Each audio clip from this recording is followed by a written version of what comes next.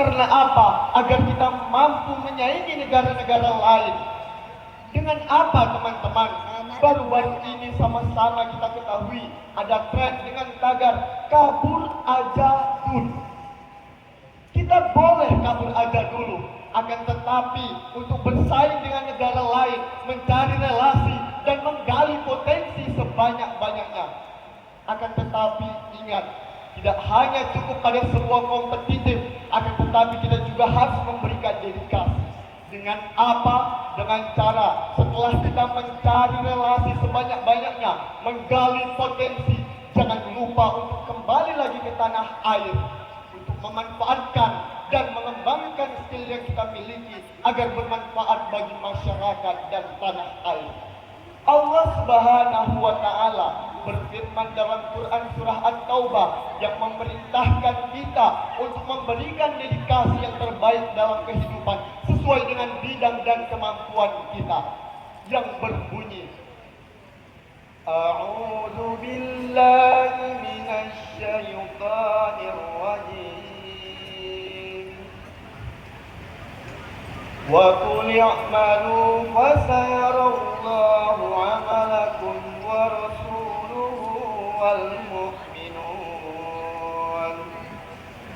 wa saturadduna ila 'alimil ghaibi wasyahadah wa yunabbi'ukum bima kuntum ta'malun, yang artinya, dan bekerjalah kamu, maka Allah akan melihat pekerjaanmu, begitu juga Rasulnya dan orang-orang mukmin, dan kamu akan dikembalikan kepada Allah yang mengetahui yang gaib dan yang nyata. Lalu kemudian diberitakannya kepada kamu apa yang telah engkau kerjakan. Quran surah At-Taubah ayat 105. Itu tadi dia teman-teman, if yang pertama, kompetitif dan dedikatif. Lalu selanjutnya apa? Adapun if yang kedua adalah kritis dan solutif. Sebagai anak muda, kita harus mampu untuk berpikir kritis. Karena apa? Karena semuanya itu belum tentu benar. Kita harus memberikan evaluasi dengan cara berpikir kritis. Akan tetapi ingat, tidak hanya cukup pada suatu kritikan, akan tetapi kita juga harus menghadirkan solusi nyata. Karena apa?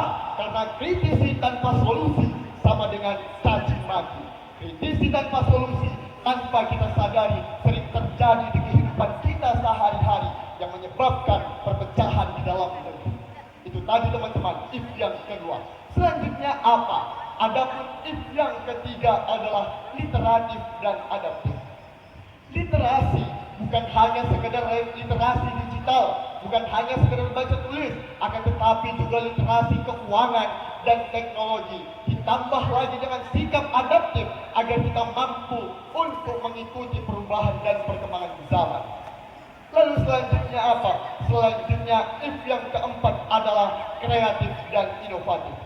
Teman-teman generasi muda yang luar biasa, sebagai anak muda yang masih kuat dalam berpikir, memiliki jiwa dan raga yang sehat, seharusnya kita tidak hanya cukup puas hanya karena mengikuti arus yang ada, akan tetapi kita juga harus mampu untuk menciptakan, menemukan cara baru dan menghasilkan karya yang hebat dan bermanfaat bagi masyarakat. Itu tadi adalah if yang keempat. Lalu if yang terakhir apa? Adapun if yang kelima adalah komunikatif dan kolaboratif. Percayalah, sebaik apapun ide kita, sehebat apapun ide kita, tidak akan ada gunanya, tidak akan bermanfaat apabila tidak dapat kita sampaikan dengan baik. Maka dari itu kita harus membangun skill untuk berkomunikasi agar kita mampu menyampaikan ide dan gagasan yang kita miliki dengan baik dan sempurna. Ditambah lagi dengan sikap kolaboratif agar kita mampu merealisasikan ide yang kita miliki dengan baik dan sempurna. Itu tadi teman-teman adalah 5 if yang harus dimiliki oleh generasi muda. Lalu pertanyaannya, 5 if ini harus kita jadikan fondasi pokok. Bagaimana cara merealisasikan 5 if tersebut? maka saya akan menawarkan 5 pola kerja nyata. Apa saja 5 pola kerja nyata tersebut? Saya sebut dengan 5K. Adapun K yang pertama adalah kerja ikhlas. Rasulullah Sallallahu Alaihi Wasallam memerintahkan kita sebagai umatnya untuk selalu ikhlas dalam bekerja. Sebagaimana sabda beliau, qala Rasulullah Sallallahu Alaihi Wasallam, innamal a'malu binniyat wa innama likulli imri'in ma nawa. Hadis riwayat Muslim, yang artinya sesungguhnya segala sesuatu tergantung pada niatnya dan seseorang akan mendapatkan apa yang ikhlasan dalam bekerja, mengharapkan ridho Allah Subhanahu wa taala. Percayalah, yakinlah, pekerjaan yang kita lakukan mau seberat apapun akan terasa ringan. Lalu selanjutnya apa? Adapun if yang selanjutnya, if yang kedua. Apa ini teman-teman? Yakni kerja keras. Percayalah, apabila kita bersungguh-sungguh dalam melakukan pekerjaan, tidak akan ada usaha yang mengkhianati hasil. Selanjutnya, kerja cerdas. Apabila bekerja, melakukan dengan strategi, kemampuan, ilmu pengetahuan dengan baik agar lebih efektif. Kemudian kerja tuntas. Say no to what? Say no untuk berhenti di tengah jalan. Jangan pernah berhenti di tengah jalan. Tuntaskanlah apa yang telah engkau kerjakan.